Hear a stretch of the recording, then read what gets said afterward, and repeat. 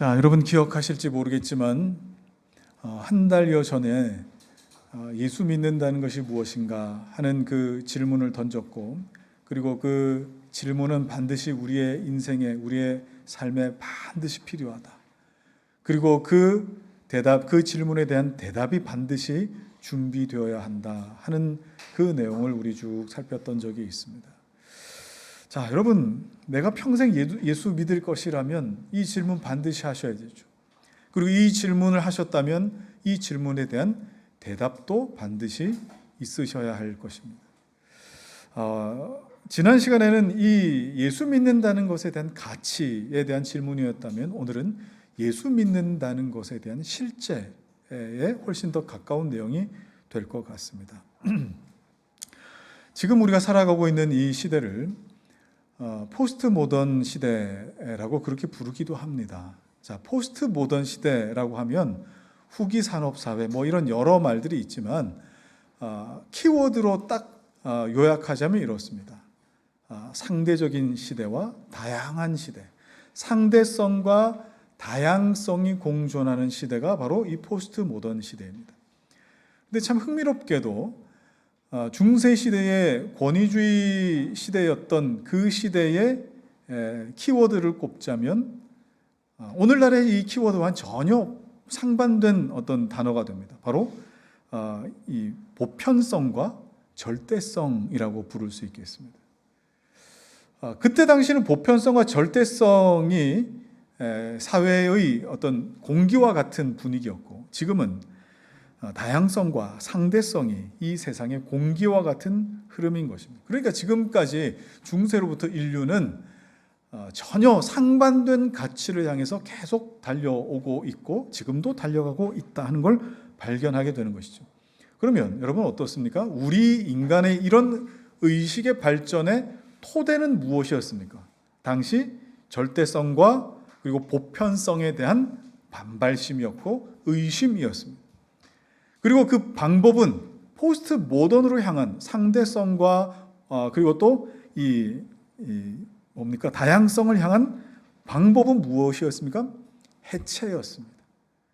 절대를 해체하는 것, 보편성을 해체하는 방법으로 지금까지 사회가 이루어져 왔던 것이죠. 그러다 보니 지금은 이제 다양성과 상대성이 전반적으로 만연해 있다 보니까 지금 모든 이 세상에 대면하는 모든 어떤 것들이 다 모호해져 버렸어요. 모호해졌다고요. 특별히 여러분 성별도 굉장히 다양성과 상대성을 요구받죠. 남자도 그냥 남자만 있는 게 아니에요. 여자와 같은 남자, 남자와 같은 남자, 그 사이에 수많은 성별들이 존재하게끔 상대성과 다양성이 요구받습니다. 여자도 마찬가지입니다. 그러니까 남자와 여자만 있던 이 보편성과 절대성이 이제는 다양성과 상대성으로 요구받고 또 요구하는 그런 세상이 되어버린 것이죠. 그러니 이제는 가족과 부모에 대한 정의, 자녀에 대한 정의도 제각각이 되어버리고 말았습니다. 그래서 인간의 영역에 동물들도 들어오고 이제는 로봇들도 들어오기 시작하는 그런 세상이 되고, 이제는 더 많은 것들을 우리가 이제 요구받게 될 것입니다. 저희 집엔 강아지를 키우거든요. 앵두라 부르는 강아지가 한 마리 있는데, 반려동물을 키우는 사람들이 우리나라에만 1000만인이나 되는 그런 세상에 살고 있습니다. 그러니까 이 수치만 보더라도 이제 가족이라고 하는 개념이 옛날하고는 굉장히 많이 달라졌구나 하는 것을 우리는 알 수 있습니다. 반려동물 키우는 거 저는 참 좋다고 생각합니다. 그런데 동물을 잘 돌보고 키우는 것 이상이지 않기를 바랍니다. 저희 집에 앵두가 이제 뭐 이렇게 크고 이제 자라고 있을 때, 만약 제가 앵두의 아빠가 되면 어떻게 되겠습니까? 촌수가 굉장히 복잡해지죠. 이제 암컷 강아지인데, 그러면 저희 아들 예승이한테는 뭐가 되는 겁니까? 누나가 될까요? 나이가 많은 강아지니까 누나라고 불러야 될까요? 자, 여러분 이렇게 부르게 되면은 그 목사님이 너무 대문자 T처럼 생각하시는 겁니다. 그냥 그런 의미는 아닌 것입니다 라고 할 수 있겠지만, 여러분 사람이 사용하는 언어에 의해서 우리의 사고는 지배받게 되어 있습니다. 만약에 재혼한 어떤 가정이 있다고 생각해 보시죠. 누군가 재혼했는데 그 자녀들이 있습니다. 근데 자녀들이 재혼한 상대를 향해서 엄마 또는 아빠라 부르는 것이 선뜻 내키지 않을 수도 있습니다. 왜 그렇습니까? 그 엄마 또는 아빠라고 하는 그 호칭, 그 단어에 대한 의미가 있기 때문에 그렇습니다. 삶의 기억이 있고 그리고 또 고민이 있기 때문에 그렇습니다. 그래서 여러분, 언어라고 하는 것은 그런 고민이 묻어 있는 거예요. AI가 급속도로 발달하고 있어요. 이제 로봇에 장착시켜서 AI가 사람들과 더불어서 대화가 가능해질 시대가 곧 다가오게 될 것입니다. 제가 AI와 대화가 가능한지 한번 해봤습니다. 챗 GPT에다가 대화가 가능한지 해봤어요. 근데 대화가 됩니다. 나의 감정이 이런 상태다 하니까 아주 그냥 그 감정에 대한 분석과 더불어서 심리 상담까지 쭉 다 해주는 것처럼 쭉 설명을 해줍니다. 그러니까 감정에 대한 어떤 교류가 가능해지고 있는 지금 시대라고 하는 것이죠. 자, 그러면 그런 AI가 탑재된 어떤 로봇이 여러분 집에 왔을 때 여러분 나의 가족이라고 부를 수 있겠습니까? 함께 일하는 그 일터에서 내 직장 동료라고 누군가에게 소개해 줄 수 있게 되는 것입니까? 제가 이렇게 말하는 것에 대해서 머지않아 굉장히 불쾌하게 느끼는 때가 오거나 아니면 법적으로 문제가 될지도 모르겠습니다. 그러나 우리는 성경에서 하나님께서 말씀하시는 정의가 무엇인가 하는 것을 우리가 먼저 듣고 또 하나님 무엇을 기뻐하시는 것이 살피는 것이 옳습니다. 한 번쯤은 고민해 보십시오. 이 세상 사람들이 다 이러고 산다고 해서 이 세상이 상대성과 그리고 또 다양성을 추구하며 사는 것이 일반적인 상식이라고 해서 우리도 그렇게 하는 것이 옳은가 질문해 보시라 이 말입니다. 여기서 포스트 모던이 추구하는 방법론이 해체라고 말씀드렸죠. 그래서 말은 굉장히 나이스해요. 다양성과 상대성 굉장히 나이스한데 여러분, 가정을 해체해 가고 있는 중에 있습니다. 교회를 해체해 가고 있는 중에 있고 학교를 해체해 가고 있고 인간을 해체해 가고 있지 않습니까? 하나님께서 보시기에 좋았더라라고 하는 그 정의를 지금 이 세상은 점점 더 다양성과 상대성이라고 하는 것으로 해체해버리고 있는 중에 있습니다.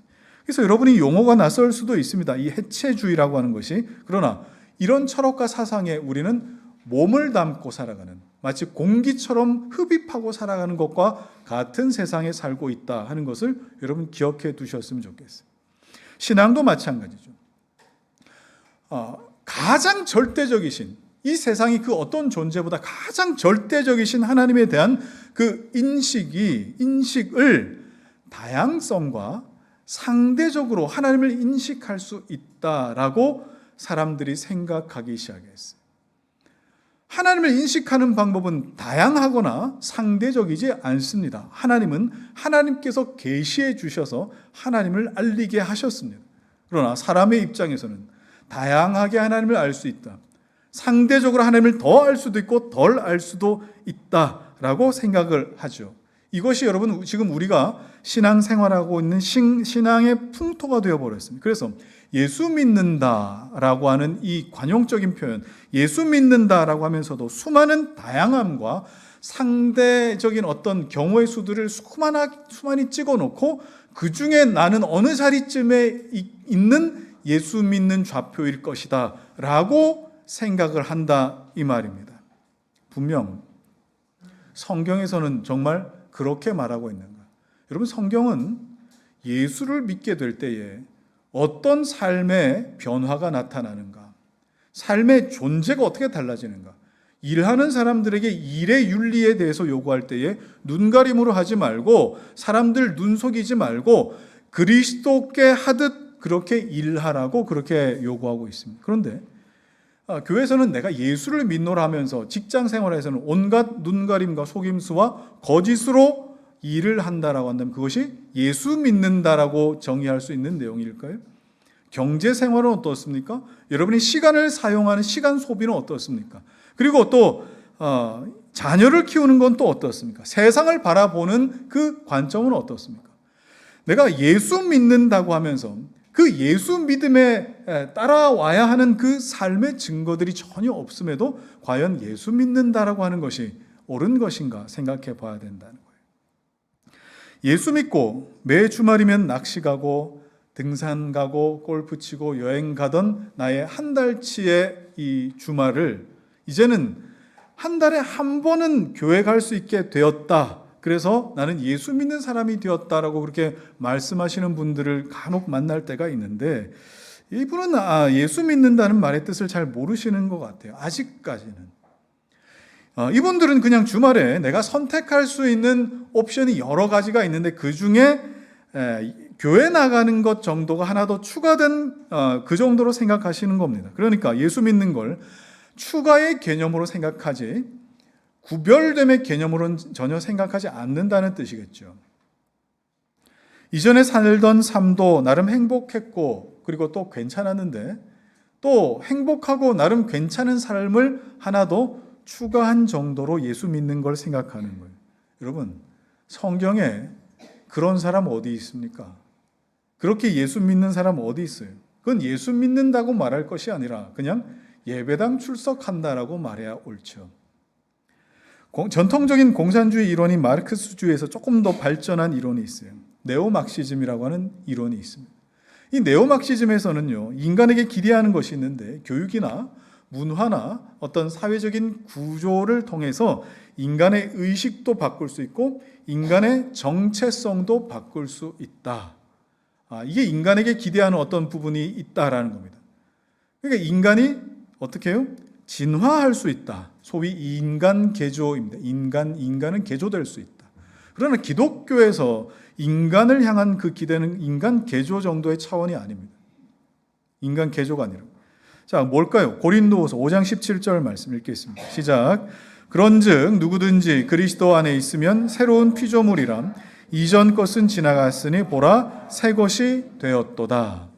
누구든지 그리스도 안에 있으면 뭐가 되었다고요? 새로운 피조물이 됐다. 상대적이거나 다양한 존재가 된 것이 아닙니다. 상대적으로 내가 더 나은 사람이 됐다. 아니면 다양한 사람들 중에 좀 더 나은 존재가 되었다가 아니라 새로운 피조물이에요. 완전하게 다른 존재가 되었다를 의미하는 겁니다. 바울은 새 것만 말하지 않죠. 그 새 것을 말할 때 무엇을 전제합니까? 이전 것은 지나갔으니 새 것이 되었다. 이전 것은 여러분 지나가야 되는 거예요. 이전 것에서 좀 더 나은 사람이 아니라 이전 것은 지나가 버리는 것이 되어야 돼요. 이전에 나는 이런 사람이었고 이렇게 살았는데 지금은 더 나은 사람 아니에요. 더 나은 사람이나 지금은 다른 사람이요. 다르게 산다라고 하는 고백이 나타나야 된다 하는 겁니다. 그런데 예수 믿는다면서도 믿지 않을 때와 근본적으로 전혀 달라진 것도 없고 변화된 것도 없는 그런 사람들이 교회 안에 얼마나 많습니까? 성경이 말하는 그 본질적인 변화도 없이 세례받고 그 본질적인 변화도 없이 교회에 헌신하기도 하고 또 뭐 이런저런 행사에 참여하기도 하죠. 여기에 설상가상으로 주변에 있는 사람들이 그런 글을 보면서 참 믿음 좋은 분이네요 라고 말해 주더라 이 말입니다. 근본적인 변화에 대한 고민이 없어요. 그러면 근본적인 변화와 또 내 삶에 정말 이 본질적인 그 방향의 전환이 있는 사람들에게는 어떤 일들이 일어날까요? 자, 예수님께서 직접 말씀하셨습니다. 그런 변화가 있는 자들에게는 이런 모습이 있다. 우리 지난 시간에 제자 훈련 받는 제자들이 암송한 말씀이에요. 마태복음 5장 3절에서 12절 말씀 읽어주십시오. 시작. 심령이 가난한 자는 복이 있나니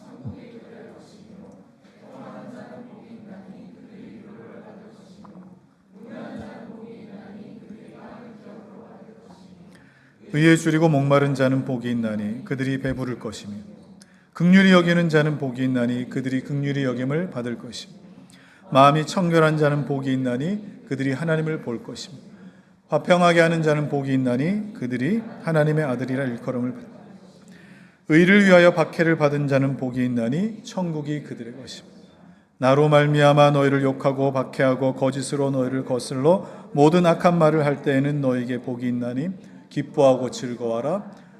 너희 상이 큼이라. 너희 전에 있던 선지자들도 소위 팔복이라 부르는 내용입니다. 예수를 믿어 거듭난 자들, 이 땅에서 정말 하나님 나라의 그 통치를 기대하고 사모하는 자들에게는 반드시 이런 모습들로 드러난다. 선택사항이 아니라 반드시 나타난 모습. 이런 사람의 시작은 어떻게 시작됩니까? 심령의 가난함에서부터 시작되죠. 이건 여러분 심령의 가난함, 영혼의 가난함입니다. 주머니의 가난함이 아니라 영혼의 가난함을 느끼며 시작합니다. 예수 믿기 전에는 영혼의 가난함에 대해서 별 관심도 없었고 또 인식도 없었어요. 영혼의 가난은 뭐 이런 말조차도 생각해 본 적이 없을 겁니다. 그냥 이렇게 맛있는 거, 사랑하는 사람과 맛있는 거 먹으면 행복하고 또 좋은데 여행 가면은 또 행복하고 이런 것들을 더 많이 누려가는 것이 어떤 내 삶의 의미가 되는 그런 것이 삶의 그냥 대부분이었어요. 그런데 예수를 믿을 때에 그 말로 설명할 수 없는 이 가난한 마음이 막 몰려듭니다. 여러분 이 가난한 마음을 느껴보셨습니까? 다 정도의 차이는 있을 수 있겠지만 세상 부러울 것 없는 뭐 가족이 있다거나 아니면 뭐 1년에 한 번 정도는 여행 갈 수 있다거나 그리고 또 일주일에 한 번 또는 뭐 2주에 한 번은 밖에 나가서 외식을 한 번 할 수 있다거나 이런 소소한 행복 같은 건 다 있을 수 있겠습니다만 그 무엇으로도 채워지지 않는 그 가난함이 있습니다. 그 가난함. 이 가난함은요, 그냥 해결되지 않습니다. 점점 더 커져서 나중에는 애통함으로 이어지고 의의 줄임으로 이어지는 것입니다. 여러분, 의에 줄인다. 의가 뭡니까? 의는 곧 하나님과의 바른 관계, 하나님 앞에서의 바름을 의미합니다. 예수 믿기 전에 하나님 관계에 대해 별로 관심이 없었어요. 하나님이 뭐 어떻든 뭐 나는 뭐 그냥 이런 대로 살고. 그런데 예수 믿게 되니까 하나님과의 바른 관계에 목마름이 생깁니다. 예수 믿을 때에 하나님과의 바름이 내 스스로에게 또는 내 삶의 곳곳에 아니면 내 가족들에게 함께 있는 이 지인들에게 또는 형제 자매들에게 그것이 온전하게 나타나지 못함 때문에 그런 내 자신 때문에 정말 애통함이 생기죠. 왜 이럴까 하면서. 그럼 여러분 지금 나는 무엇에 목마른가 하는 것을 여러분 반드시 질문하셔야 됩니다. 나는 무엇에 목마르고 있을까요? 여전히 소소한 그 행복이라 부르는 것, 그죠? 그 소소한 행복이라고 부르는 것, 그 안에만 내가 머물고 있을까요? 결국 돈이 그러면 많아야 될까요? 무엇에 목마르고 계십니까? 정말 하나님과의 관계에 목마르고 계신가 스스로 물어보셔야 됩니다. 영어에 이런 말이 있습니다. cynical이라고 하는 단어가 있어요. 냉소적이다라고 할 때 쓰는 말입니다. 그런데 이 말의 어원이 무엇인가 하고 찾아보니까 굉장히 재밌었어요. 이 말의 어원은 헬라어 퀘니코스라고 하는 말에 뿌리를 두고 있는데 이 말은 헬라어 퀴온, 그러니까 개라는 의미의 명사입니다. 퀴온이라고 하는 말은. 자, 이 말에서 파생된 이 말이에요. 퀘니코스 하면 개 같은 또는 뭐 개걸스러운 이런 의미의 이 단어입니다. 이 말에서 바로 시닉이라고 하는 말이 나온 거예요. 소크라테스의 제자였던 안티스테네스라고 하는 이 사람이 자신만의 학파를 만들었어요. 그리고 그 학파의 이름을 퀴니스모스라고 했고 영어로는 세니시즘이라고 번역할 수 있고 한글로는 견유학파라고도 할 수 있습니다. 이때 견자는 개견자입니다. 개처럼 본능에 충실하고요. 또 욕심 없이 살아가는 그 삶을 지향하는 그런 학파를 견유학파, 세니시즘, 퀴니스모스라고 부르는 겁니다. 이 견유학파를 대표하는 사람이 바로 디오게네스라고 부르는 사람이에요. 디오게네스를 우리가 다 알 필요는 없지만 유명한 일화가 있죠. 알렉산더 대왕이 디오게네스의 명성을 듣고 그 앞에 찾아와서 내가 당신 원하는 거 뭐든지 들어줄 수 있습니다. 한 가지 말해 보십시오 했더니 디오게네스가 뭐라고 합니까? 내 앞에 서 있지 말고 옆으로 비켜서 주십시오. 당신 지금 내 태양을 가리고 있습니다. 라고 말했던 사람입니다. 디오게네스는요, 스스로 개처럼 사는 걸 동경했습니다. 이 본능에 이끌려 살고요. 그리고 또 자기 소유에 큰 욕심 부리지 않고 살고, 그리고 그렇게 살지 못한 온갖 가식과 욕심에 종노릇하며 사는 그런 사람들을 맹렬하게 비판하고 신랄하게 냉소적으로 조롱했던 사람이에요. 그래서 시니즘이에요. 냉소적으로 조롱했다.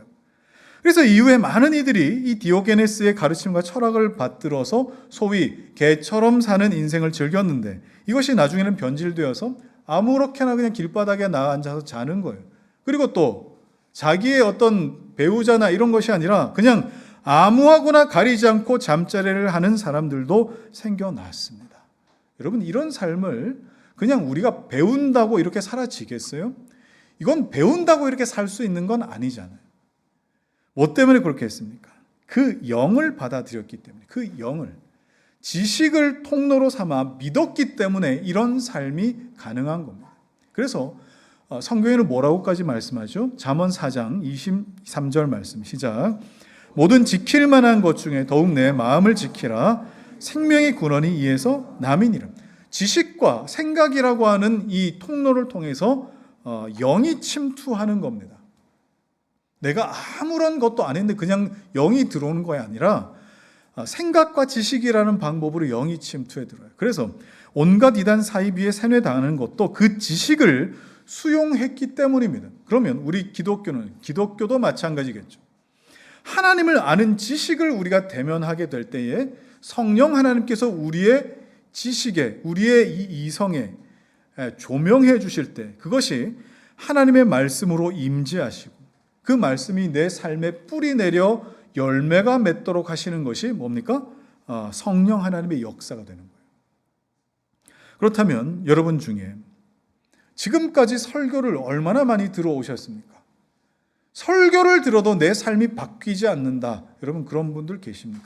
설교를 들어도 여러분 왜 삶이 바뀌지 않을까요? 하나님의 말씀이 여러분의 생각과 여러분의 본성과 여러분의 고정관념과 충돌할 때가 있어요. 이 충돌할 때, 그 충돌의 원인이 되는 그것을 내가 버리거나 포기하지 못하기 때문에 여러분의 삶은 바뀌질 않습니다. 말씀이 나에게 충돌한다라고 하는 것은 버리라라고 하는 성령의 요구이십니다. 그런데 신앙생활을 자꾸 어떤 개념으로 합니까? 추가의 개념으로 하는 거예요. 추가의 개념으로 하다 보니까 뭘 자꾸 덧붙일 줄만 알았지 포기를 못하니까 십자가가 무엇인지를 경험할 수가 없죠.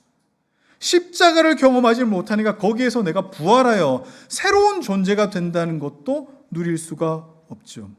여러분이 말씀을 들어도 절대 포기하지 못하는 것이 있으십니까? 그것이 여러분의 종교입니다. 여러분이 그리스도인인 척은 할 수 있지만 말씀과 충돌함에도 불구하고 그 말씀을 무시하고 누르고서라도 지키려고 하는 그것이 바로 여러분의 종교라고요. 종교를 자꾸 천주교, 불교, 이슬람교 이런 식으로만 생각하지 마십시오. 하나님 말씀 앞에 절대 포기하지 못하는 그것입니다.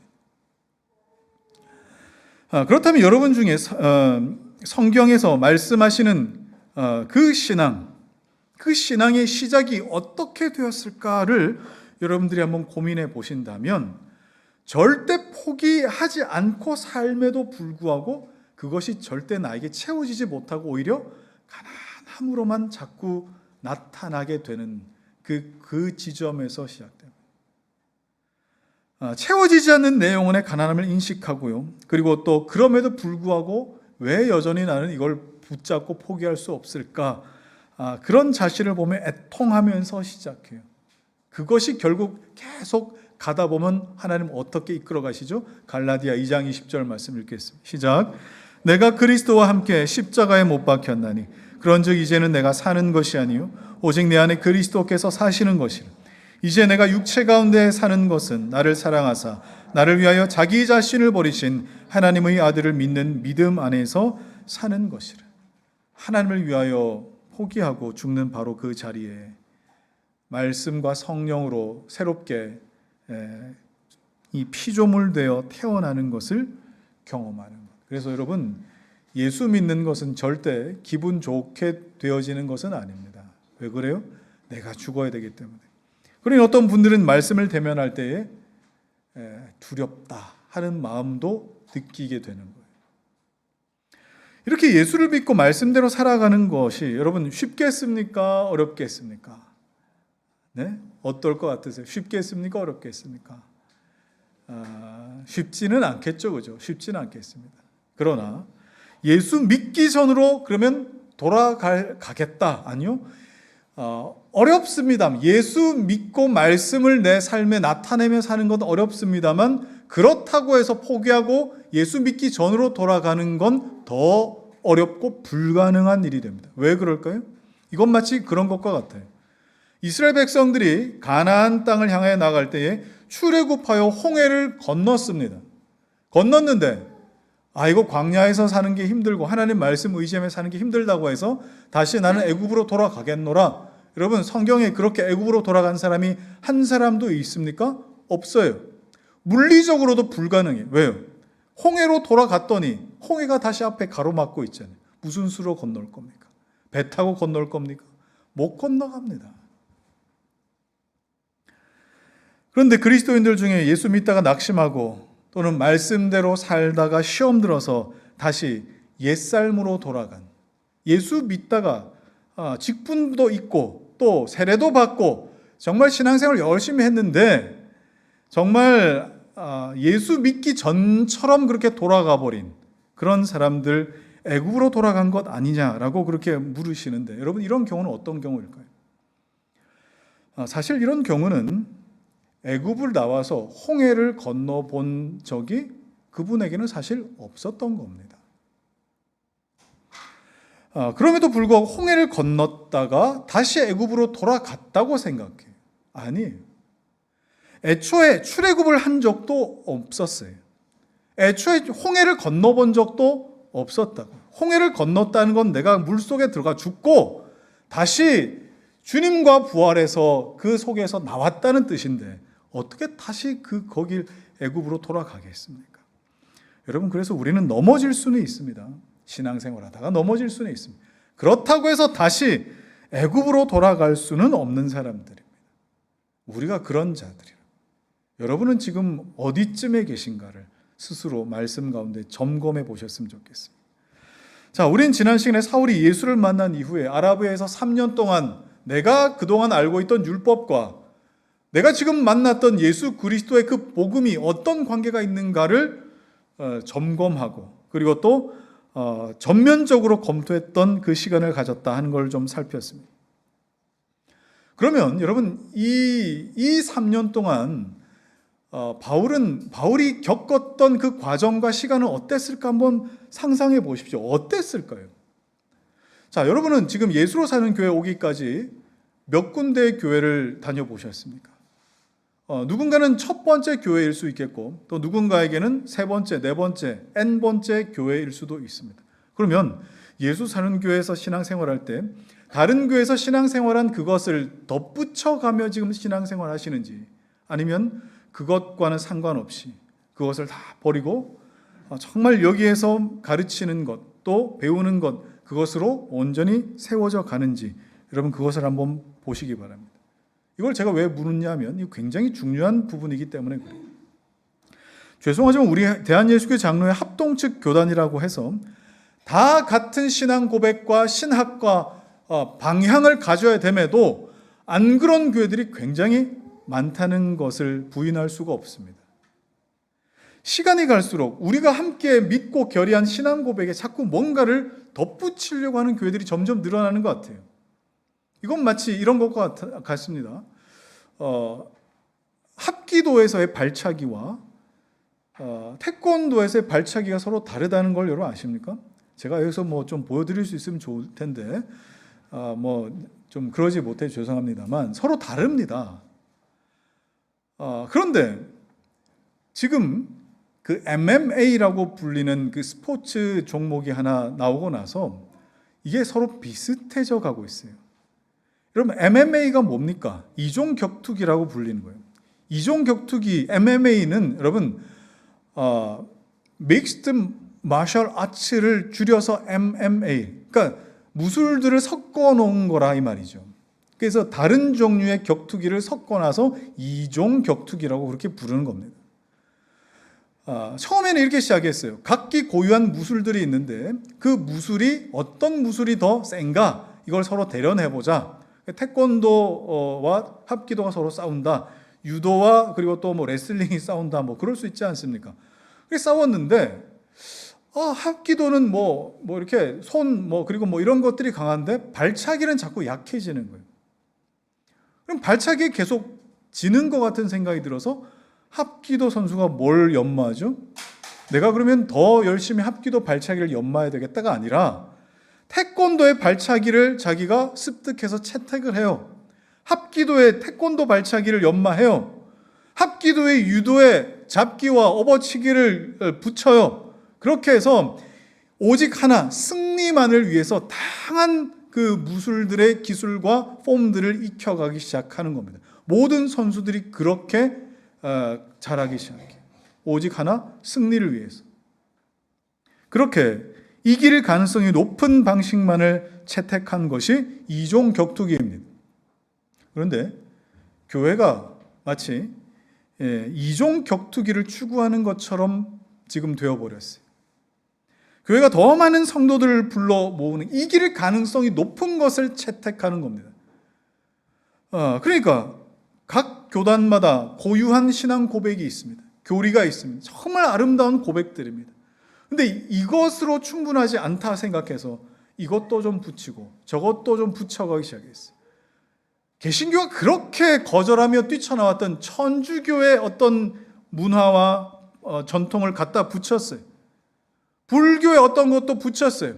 샤머니즘, 무속신앙도 갖다 붙이고 또 뭐 심리학도 갖다 붙이고 철학도 갖다 붙였어요. 오직 한 가지, 이기기 위한 방법이었습니다. 그리고 그릇은 바뀌어도 알맹이만 안 바뀌면 된다. 이런 이상한 논리를 펼쳐 가기 시작했죠. 그렇게 오늘날 기독교 신앙이 MMA가 돼버렸어요. 이런 모습에 대해서 예수님 동생 야고보가 마치 조롱하듯이 이렇게 말씀했죠. 야고보 2장 18절 19절입니다. 시작. 어떤 사람은 말하기를 너는 믿음이 있고 나는 행함이 있으니 행함이 없는 내 믿음을 내게 보이라. 나는 행함으로 내 믿음을 내게 보이리라 하리라. 내가 하나님은 한 분이신 줄을 믿느냐? 잘하는도다. 귀신들도 믿고 떠느니라. 예수를 믿어서 근본적인 변화가 없는 자들은요, 아무리 다그쳐도 삶이 따라오질 않습니다.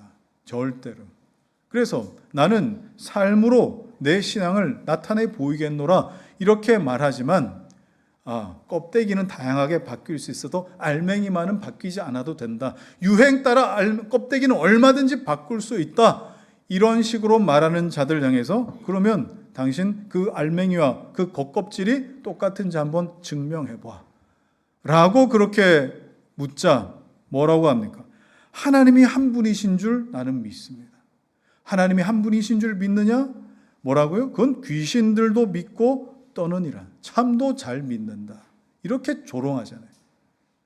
귀신들도 하나님 계시고 한 분이라는 걸 믿는답니다. 여러분, 우리가 예수를 믿는다고 하면서 내가 바르게 믿는 것인지 이것이 옳은지 때로는 잘라내야 할 건 과감히 잘라내고 그리고 정말 채워 넣어야 할 것은 힘을 다해 채워 넣어가면서 그리스도인 되기를 힘써야 되는 것이 옳습니다. 그런데 그저 하나님 계십니다.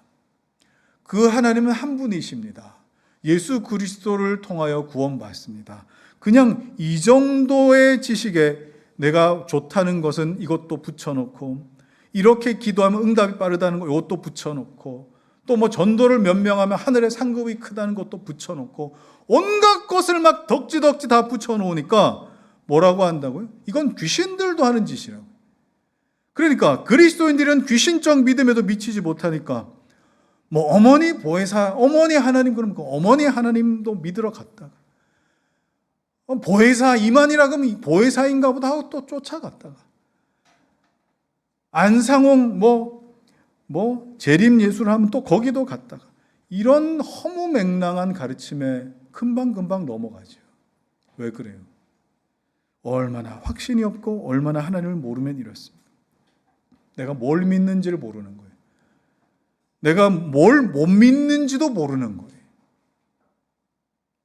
오랫동안 교회 다니는 것으로 믿음이 있다 스스로 자위하듯 착각합니다. 여러분, 저는 제 신앙에 대해서도, 제 신앙, 여러분이 보는 이 한 목사의 신앙에 대해서도 저는 그렇게 관대하지 못합니다. 하나님 말씀을 보니까 제 모습이 그렇게 관대하게 평가할 수 없겠더라고요. 여러분도 그럴 수 있길 바랍니다. 이런 사실을 종합해 볼 때 오늘 예수를 믿은 사울에게서 가장 드라마틱하게 보여지는 어떤 모습이 있죠. 그것은 바로 그리스도로 인하여 고난과 박해받는 것을 마땅히 여기기 시작했다. 자, 오늘 본문 봅시다. 23절, 24절 시작. 여러 날이 지나매 유대인들이 사울 죽이기를 공모하더니 그 계교가 사울에게 알려지니라. 그들이 그를 죽이려고 밤낮으로 성문까지 지키거늘. 사울을 죽이려고 공모했던 자들은 그 옛날 사울의 동료들이었을 겁니다. 동지들이겠죠, 그죠? 그리고 이제는 적이 되어버렸어요. 우리 지난번에도 말씀 나눴지만 예전에는 그렇게 혐오하던 그리스도인들이 이제는 사울이 함께 교제하는 동지가 되기도 했습니다. 저는 이렇게 여러 믿는 분들, 여러분들을 보고, 그리고 또 여러 믿는 분들을 보면서 신앙생활하며 두루두루 잘 지내는 분들 계시죠, 그죠? 그러니까 교회에서도 잘 지내지만 세상에 예수 안 믿는 분들과도 두루두루 잘 지내는 분들을 보면은 참 이해가 가면서도 또는 이해가 안 가기도 하는 부분이 분명히 있습니다. 그게 무슨 말이냐면 이런 거죠. 우리가 나가서 예수 안 믿는 사람들에게 당신 예수 안 믿어? 지옥 가. 이렇게 해가지고 막 일부러 감정 상하게 만들고 적을 만들 필요는 없습니다. 일부러 그렇게 적을 만들 필요는 없겠죠. 그러나 진리가 내 안에 바르게 숨쉬게 되면 진리 없는 자들과 함께 일을 한다거나 생활할 때 자연스럽게 내가 내리는 결정과 내가 바라보는 그 방향과 나의 어떤 그 가치관 때문에 크고 작은 어떤 갈등들이나 저항들이 의도치 않게 발생할 때가 있습니다. 이건 의도치 않지만 자연스럽습니다. 그래서 예수님 뭐라고까지 하셨죠? 자, 마태복음 10장 34절 36절 시작. 내가 세상에 화평을 주러 온 줄로 생각하지 마. 화평이 아니요 검을 주러 왔노라. 내가 온 것은 사람이 그 아버지와 딸이 어머니와 며느리가 시어머니와 불화하게 하려 함이니 사람의 원수가 자기 집안 식구리라. 진리를 품은 자들이 자기의 말과 행동과 결정과 어떤 가치관과 그 방향으로서 그 어떤 데보다 더 좀 잘 드러나는, 그죠? 하나까지 잘 드러나는 곳이 가정이기 때문에 훨씬 더 명확하게 나타난다라는 거 아니겠습니까? 그러니 진리를 품은 자들은 숨길 수 없다라는 말씀입니다. 그런데 적을 만들지 않기 위해 예수 믿는 것을 내가 숨긴다, 의도적으로. 그리고 사람들과 갈등하지 않고 상대를 배려하는 차원에서 내가 빛과 소금의 정체성을 숨긴다면, 여러분, 이건 뭐라고 보면 좋을까요? 이것이 바로 여러분 신앙 안에 묻어나는 PC주의 아니겠습니까? 여러분, PC주의가 뭡니까? 정치적 올바름, Political Correctness라고 하는 것의 줄임말이죠. 우리말로는 정치적 올바름. 여러분, 이거 굉장히 어떤 좋은 의도인 것입니다. 가령 청소하는 청소부가, 예전엔 청소부라고 했지만 청소부라고 하면은 좀 상대가 듣기에 좀 그럴 수 있으니까 환경미화원이라고 합시다. 이게 뭐예요? 정치적 올바름이에요. 상대를 배려하는 차원에서의 내 어떤 이 선택인 것이죠. 장애자라고 하지 말고 장애우라고 합시다. 이게 뭐예요? PC주의, 정치적 올바름의 한 용어입니다. 근데 이게 여러분 언뜻 보면 당연히 그래야 한다고 생각하겠지만 이게 종교 안으로, 신앙 안으로 들어왔을 때 어떤 어려움이 있습니까? 죄인들을 죄인이라고 그렇게 얘기하면 상처받지 않습니까? 죄인들을 소외시키면은 안 되기 때문에, 차별하면 안 되기 때문에 진리를 가급적 드러내지 맙시다. 우리 진리를 품은 사람들의 정체성을, 빛과 소금이라는 정체성을 가급적 드러내지 맙시다 라는 신앙적 태도까지 이 PC주의 안에 다 들어있어요. 여러분, 과연 그렇습니까? 과연 그래요? 그런데 꼭 이걸 마치 지지해 주는 것처럼 바울이 PC주의를 지지해 주는 것처럼 이렇게 말을 한 적이 있습니다. 로마서 12장 18절입니다. 시작.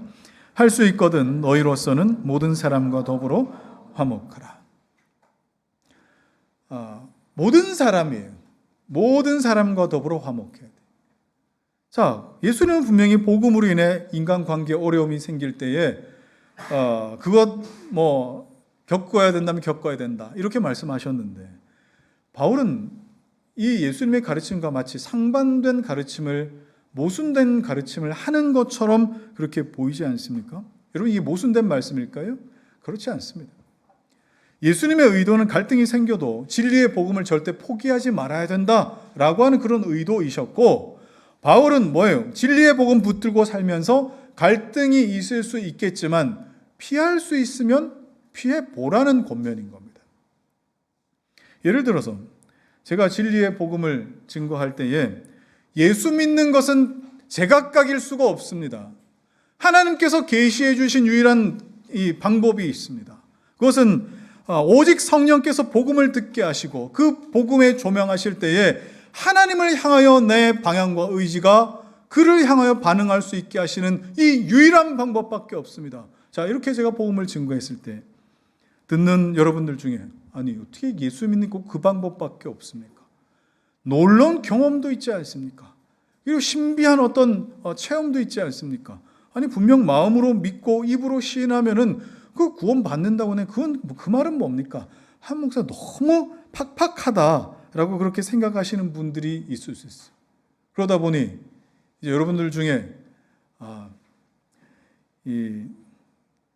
좀 싫은 소리 할 수도 있겠고, 그리고 또 이건 좀 아닌 것 같아, 그렇게 말을 할 수도 있겠어요. 그런 말이 돌아서 제 귀에 들릴 때 이거 너무 상처가 되는데, 이게 너무 내가 이렇게 하면 안 될 것 같은데, 그래서 또 그분을 불러다가 사실 제가 강단에서 이렇게 말했지만 마음으로 믿고 입으로 시인하면 구원받아요. 저 한번 따라해 보세요. 예수 믿는다고 따라하시면 여러분 구원받습니다. 여러분, 제가 이렇게 해버리면은 뭐가 될까요? 제가 복음을 이렇게 전하면 저한테도 부담이 없고 여러분들한테도 부담이 없겠지만 구원받을 길을 굉장히 모호하고 다양하게 펼쳐놓은 것이기 때문에 구원받을 길을 여러분이 찾기가 굉장히 어렵습니다. 이건 뭐 때문에 그래요?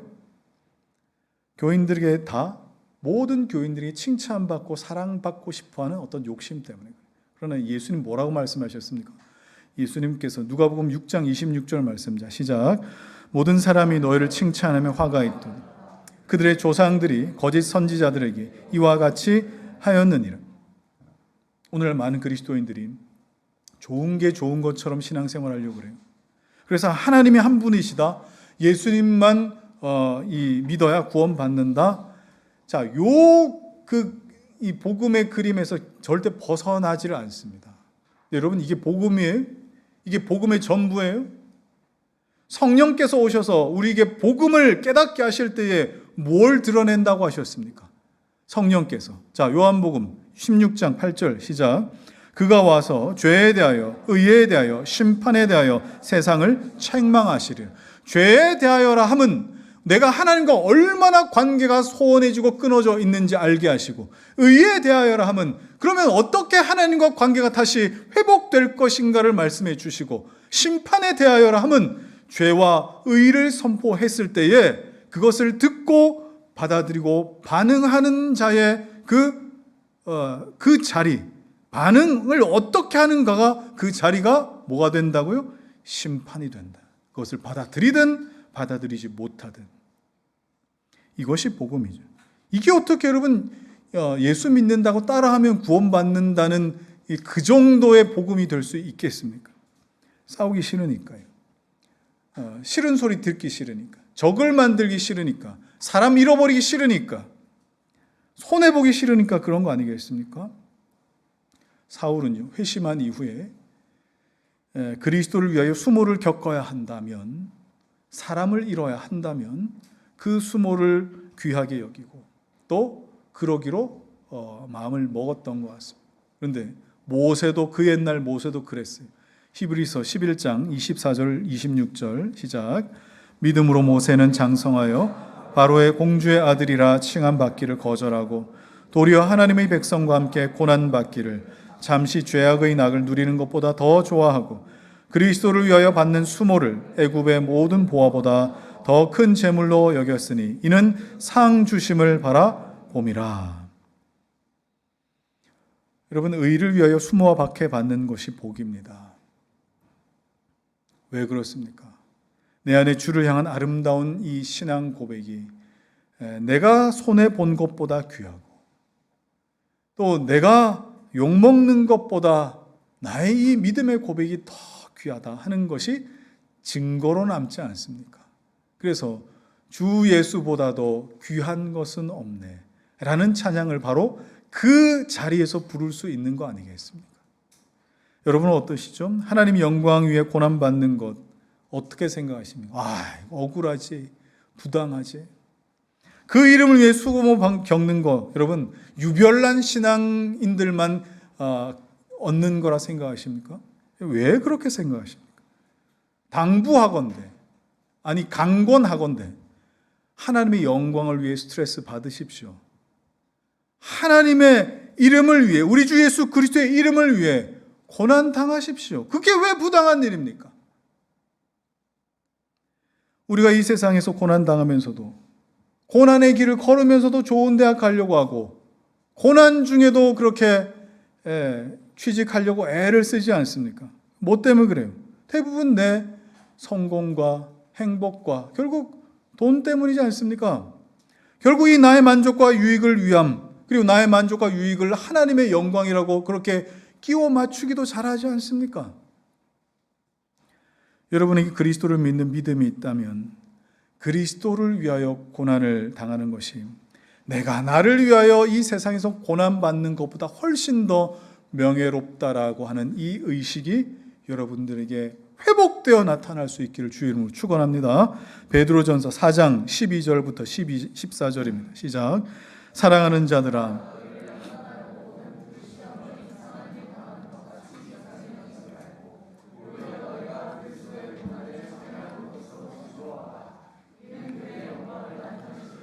너희로 즐거워하고 기뻐하게 하려 함이라.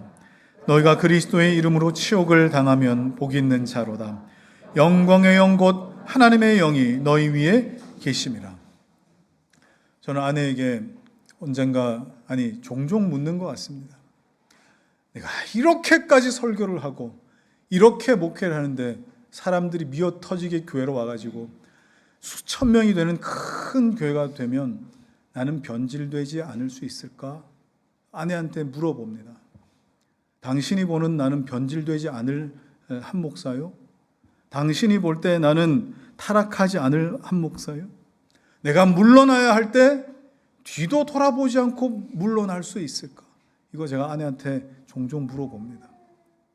뭐라고 대답을 하네? 모르겠습니다, 저도. 제 자신이 믿을 만한 대상이 아니라서 저는 두렵습니다. 확답을 못하겠습니다. 그런데 지금까지 하나님께서 제 신앙과 인생과 삶의 결정의 그 걸음걸음들을 인도해 가신 걸 보면 그렇게 결정하지 않으면 못 견디도록 하나님이 끌리게 하셨습니다. 이 걸음을 걸어가도록, 그렇게 결정하도록, 그렇게 선택하도록 끌리게 하셨습니다. 그러면 여러분 어쩌겠습니까? 이렇게 사는 것이 하나님 나에게 맡기신 사명이죠. 이렇게 나의 삶의 걸음을 살아가고 또 이런 결정으로 내 삶을 채워나갈 때에 이것이 나의 간증이요, 이것이 나의 찬송일세라고 저도 그렇고 여러분도 그렇게 찬송할 수 있는 우리가 되어야 되지 않겠습니까? 우리가 이렇게 결정하며 살 수 있는 또 놀라운 이유가 하나 있습니다. 자, 오늘 24절, 25절 읽겠습니다. 시작. 그 계교가 사울에게 알려지니라. 죽이려고 밤낮으로 성문까지 지키거늘 그의 제자들이 밤에 사울을 광주리에 담아 성벽에서 달아 내리니라.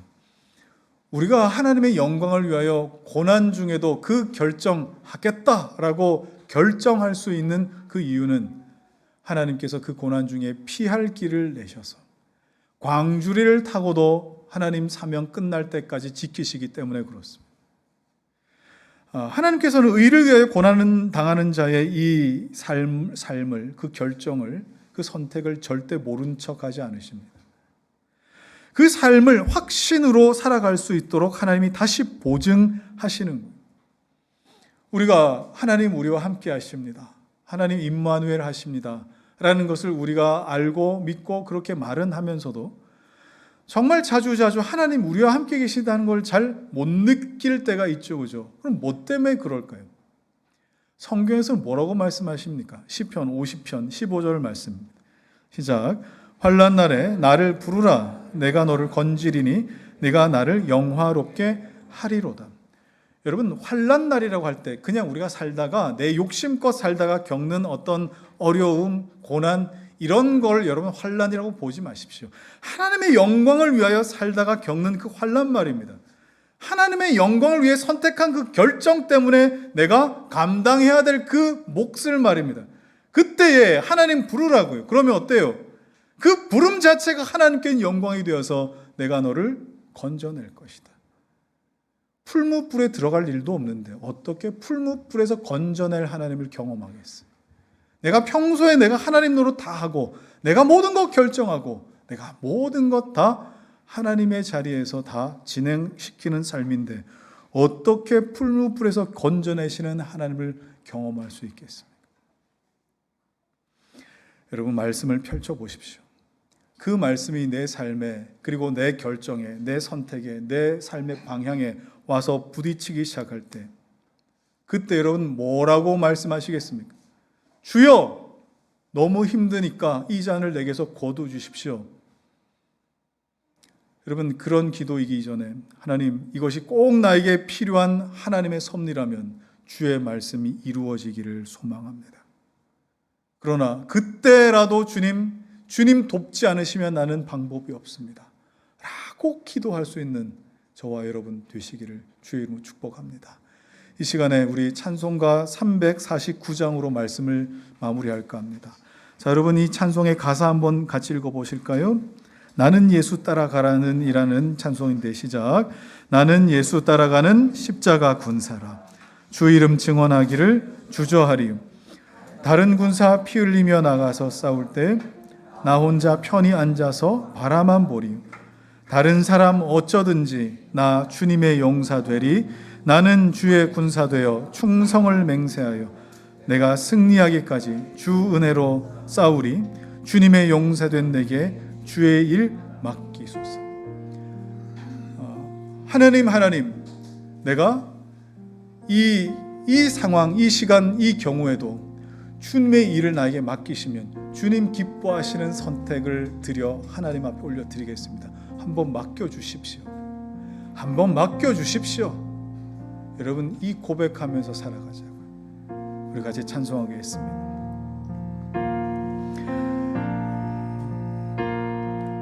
나는 수 따라가는 십자가 군사라. 주 이름 증언하기를 왜 주저하리요.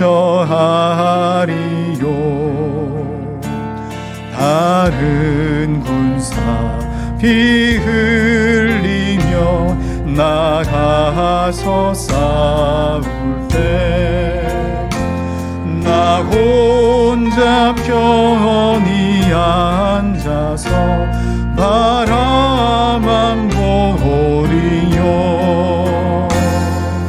다른 사람 어쩌든지 나 주님의 용사 되리. 나는 주의 군사 되어 충성을 맹세하여 내가 승리하기까지 주 은혜로 싸우리. 주님의 용사된 내게 주의 일 맡기소. 2절 큰 싸움은 시작되어 용사를 부른다. 일어나 전쟁 마당에 다 어서 나가자. 거룩하신 주님 위에 싸우러 나가자. 주님의 권능 힘입어 나 이길 때까지. 다른 사람 어쩌든지, 다른 사람 어쩌든지 나 주님의 용사 되리. 나는 주의 군사 되어 충성을 맹세하여 내가 승리하기까지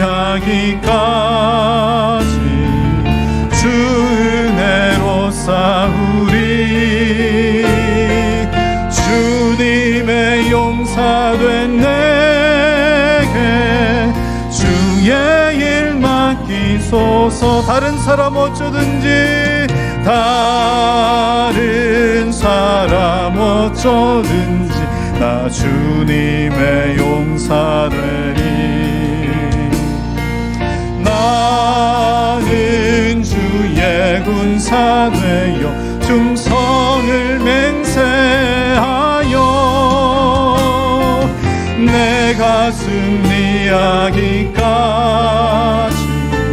주 은혜로 싸우리. 주님의 용사된 내게 주의 일 맡기소서.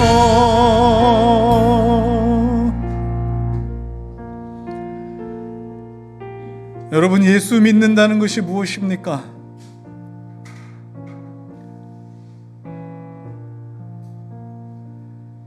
주님의 일을 맡기실 때에 하나님 주께서 이 형편에도 주님 기뻐하시는 선택을 할 때 이것이 때로는 나에게 힘듦일 것 같습니다. 손해일 것 같고요. 때로는 고생과 고난의 길과 가난의 길일 수도 있을 것 같습니다. 그러나 한번 맡겨만 주십시오. 보란듯이 주님의 영광 위하여 살겠습니다. 보란듯이 주님 기쁨 위에 살겠습니다. 하나님 한 번만 맡겨주십시오. 여러분, 예수 믿는 자의 자긍심이 여기 있지 않습니까? 바울은 이제부터 시작했습니다. 고난이 시작했습니다. 그러나 매번 주님 한 번 더 맡겨주시면 주님 여전히 기뻐하시는 선택하겠습니다. 여러분, 이것이 예수 믿는 삶이지 않겠어요? 이것저것 내 유익을 위해서 갖다 붙이는 것이 아니라 주를 위하여, 때로는 내가 끊어내야 할지라도 한번 맡겨주십시오. 주님 위하여 살겠습니다. 여러분, 이런 삶이 되기를 여러분 소망하시고, 이런 삶의 결단이 내 평생 끊어지지 않기를 소망하시고, 주님 앞에 설 때까지 주의 영광 위하여 살아드리는 하나님 사람이 되기를 소망하면서 시간 주여 한번 부르고 같이 기도하겠습니다. 주여! 할렐루야. 좋으신 아버지 하나님, 그렇습니다. 아버지 하나님이여, 이 다양함과 아버지 하나님이여 상대적인 이 세상에서 아버지 하나님 우리 주 예수 그리스도의 기쁨이 되길 소망하며 이 세상 살아가는 것이 때로는 아버지 하나님이여 나에게는 손해요, 또 아버지 하나님이여 정말 핍박이요, 고난이요, 아버지 하나님이여 잃는 것을 아버지 하나님 선택해야 될지도 모르지만 하나님, 나는 주님 기뻐하시는 삶을 선택하여 나가기를 소망합니다. 오 아버지 하나님, 성령 하나님 이런 나를 도와주셔서 하나님 기뻐하시는 바른 길의 영광을 위하여 아버지 정말 나아갈 수 있도록 도우시며, 아버지 하나님이여, 이번에도 주님 기뻐하시는 일을 나에게 맡기실 때에 하나님 보란듯이 아버지 하나님 주님의 영광을 위하여 선택하며 보란듯이 아버지 하나님의 영광을 위하여 살아내는 아버지 하나님의 사람이기를 소망하오니, 아버지 하나님이여 은혜를 더하여 주시옵소서. 하나님이여 이렇게 나를 바꾸어 가주시며 아버지 하나님 매번 나에게 사명이 있는 줄 아버지 하나님 확인시키실 때에 그 사명이 나에게 아버지 하나님 정말 주님 살아계심을 증거하고 증명하는 하나님 그런 놀라운 은혜가 될 수 있도록 도와주시옵소서. 무너지지 않게 하여 주시며 타협하지 않게 하여 주시며 주님 뜻대로 살아가는 하나님의 백성이 되기를 소망하오니, 주여 아버지 하나님이여 주님 뜻대로 살아가는 나에게 주의 일을 맡겨 주시옵소서. 하나님 아버지 감사합니다. 하나님 우리를 주의 백성으로 삼으실 때 예수 믿는다는 것이 어떤 자리를 감당해야 하는 것까지 우리에게 요구하신다면, 하나님 주의 뜻 이루기 위하여 주의 일을 맡기실 때에 결단해야 할 것을 결단하게 하시고 성령 하나님께서 내 본성과 상관없이 이끌어 가실 때에 그 결정과 삶과 방향과 그 인생으로 결정되어 나아가는 기쁨이 우리에게 끊이지 않게 하여 주옵소서. 하나님 나는 예수로 사는 사람입니다. 이 명예에 더럽힘이 없도록 하나님 나를 붙들어 주시옵소서.